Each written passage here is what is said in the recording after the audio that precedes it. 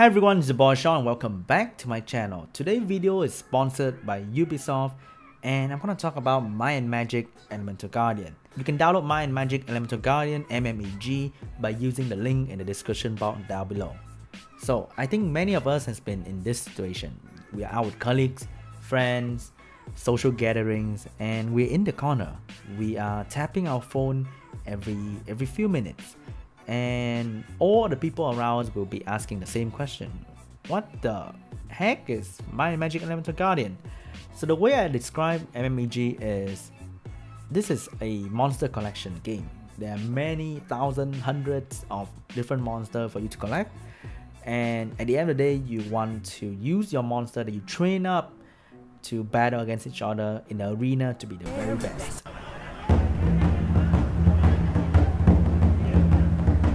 So there are many ways to collect monster. The easiest way, the way that everybody loves to do, is called summoning. Alright, let's do some summoning. This is free to play stuff, okay? This is free to play stuff. I got one net 4 already, so I'm looking for that beautiful lightning for another net 4. And here we go!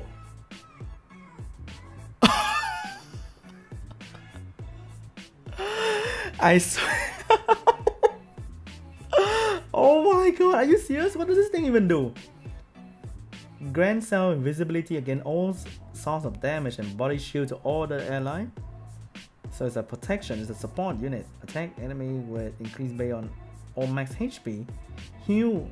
Oh, shield and heal. Oh my god, I can't believe it. First summon. Oh my god, I'm so hopeful already. Let me get another one. Let me get another one. Oh my god, that was crazy, guys. That was absolutely crazy. I don't even care what we're gonna get. Oh my god. Even though this video is sponsored, that wasn't sponsored. That was pure luck right there. First summon. Man, I'm getting a lot of good luck, huh? I'm getting a lot of good luck. But where's the other lightning?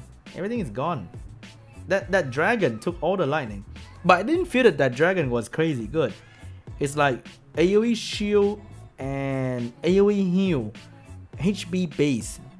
So I don't feel that it's super strong, but I think it has the potential to be a very annoying support. And I have 0 lightning. I have 0 lightning after the dragon. I can't believe it.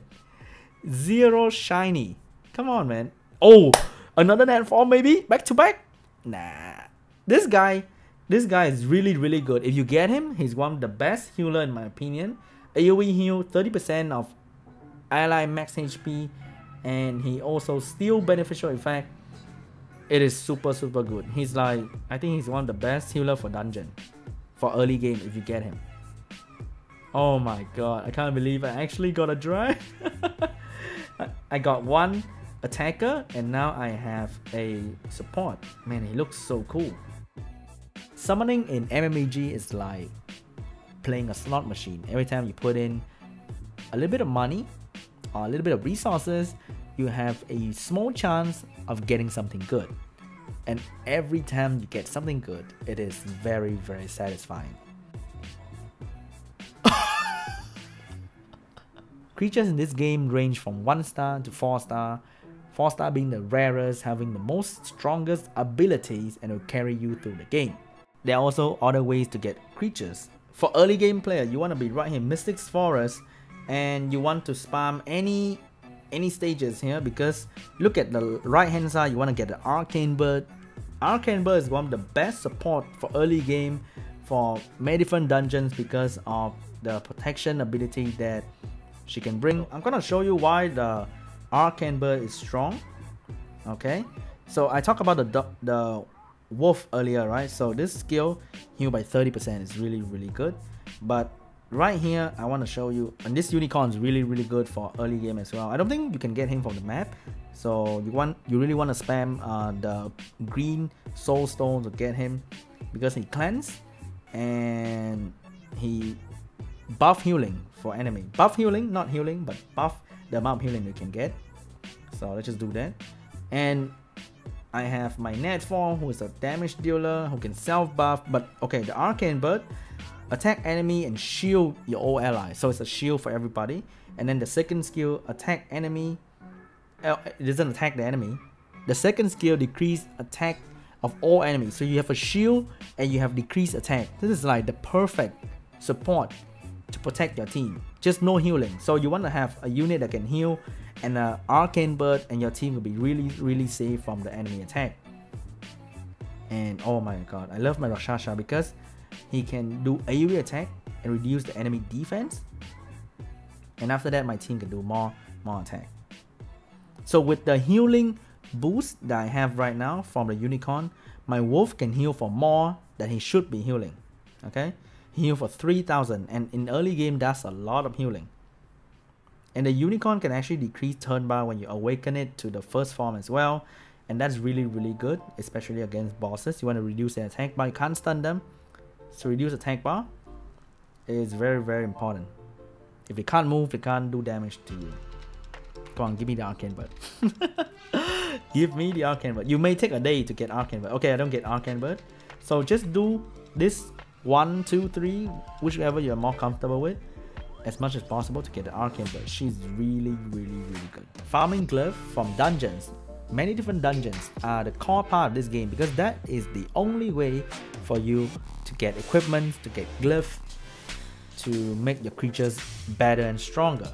And the fact that I can auto farm in this game allow me to still hang out in social gathering and talking to you guys, because I don't need to pay attention to this game. That's one of the most amazing thing about this game, is the auto farming.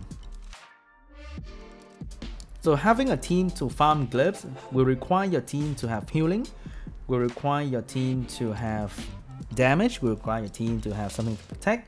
That's why the combo of Arcane Bird and Unicorn and Wolf is really good, the thing that I'm running right now, because they provide everything that you need for dungeon farming. And the damage dealer can be pretty much anything.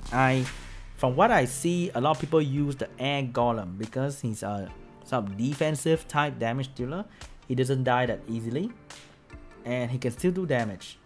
So you can replace the Rakshasa with pretty much anything, and pay attention to the element of the dungeon to bring more relevant element to attack against it, because as you can see right here, I have water element and I think they have nature element over there. And if I turn off the auto, you can see that, wait, let me show you, they have the yellow arrow on top of them, means the element that I'm using is not beneficial, especially when I use the Air Unicorn. Just now you see the red arrow, which means it's not good. So naturally my water team will be more suited to farm fire dungeon. But as you progress, you don't have a choice, because you have to go through all these dungeons, and you always want to farm the higher stages of the dungeon to get better chance for better glyph. So as you can see, I have a water unit, and those two are fire, and as you can see, I have a green arrow of both of them, which means my unit is doing more damage and it's easier to crit. If I'm not wrong, it'll be easy to crit for them, doing more damage, because I have the elemental advantage. And we're doing very big damage to that thing, and even with not a lot of crit rate, my Rakshasa do some really big crit. And there's a defense break on that guy, which will allow the small little shield, red shield icon below his HP, that will allow us to do more damage. So it's very important to apply defense break to the enemy unit so that your team can do more damage. Always remember to have glyphs on your unit. Don't forget to put, I know early games people just forget to put glyphs on them. Upgrade them, not too high, because the glyphs in the early game are not that strong. You want to have at least blue, at least green. The blue one you can try and upgrade until like 6, 7, 8, 9, because you probably don't have a lot of mana anyway. But slowly you'll be able to farm more green glyph, which is a higher grade, and you can upgrade them to like 10 to give you more stats to make your unit stronger, and you're able to farm better dungeons. So for support unit like this, I want to run speed on the first two, and I want to run HP and defense on the other slot, because their main purpose is not to do damage. Their main purpose is to support your team. But for damage dealer, I run speed, attack percent, and some sort of sustainability here and there, but mainly attack percent speed. You can have a hit that increase based on own defense. Oh, interesting. So it's a pure tank, and that's really cool, man. That's really cool. The combat mode in this game, it is turn-based. So to compare with something more relatable, it is pretty much like chess. And in chess, it's all about strategy and planning. It's not about fast reaction time, or it's not about how fast your finger is. It's all about planning and thinking. So this game is no different. This guy is way too strong for me, and he has some scary looking stuff. So there's a team right there, but this guy is full of beginners team. So because in my rank it's a bit hard to showcase you what I mean by strategy against strategy, but okay, I think I can fight against this guy. He has 3-star unit, I have 4-star unit, but maybe he have glyphs better than me, and he actually awakened his unit already. So I'm not too sure whether I'll be able to fight against this guy. So let's start off with just a default attack. I don't have any buff to steal, so nothing to be scared about yet. I'm gonna try to block the buff on this guy, and I'm gonna self buff on my Rakshasa, ready to do the hit. And right here I'm gonna use the shield buff from my arcane bird. So let's see what he can do. He didn't do a lot of damage to me, and he also have some buff going on right there. Rakshasa, now I'll be able to do AoE damage, and I instantly kill the bird on his side. I have defense break on some of his unit. I'm gonna steal the buff on this guy, and now he has no buff to protect himself. With this, my Rakshasa will continue to do damage. Maybe I land a good crit. I land a nice little crit. My team is still having a lot of HP, so we're not going down just yet. There's a slow debuff on me, so I'm gonna cleanse that and put up speed buff on my end, and I'm gonna decrease attack power on their end, so they're probably not gonna do a lot of damage. I think I'm gonna top my team up to full, as well as increase some turn bar. Wolf, the wolf doesn't just heal, he increased turn bar as well.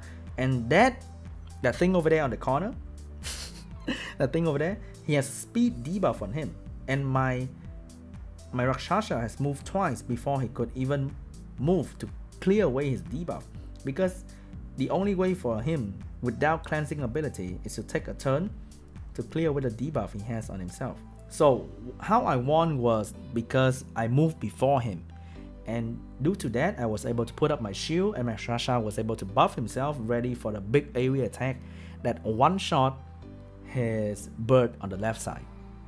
And because I moved first, having the shield, he couldn't do a lot of damage to my team or do anything at all. So even though I have lower level than him, my unit was more ready, I have better glyphs, that's why I beat him. So even though we have a lot of mindless farming, it is the battling with other people in the arena, that's where the fun is. Once again, if you want to download my Magic Elemental Guardian, the link is in the description box down below. This video is sponsored by Ubisoft. Thank you so much for watching, and I'll see you guys in the next video as soon as possible. Bye!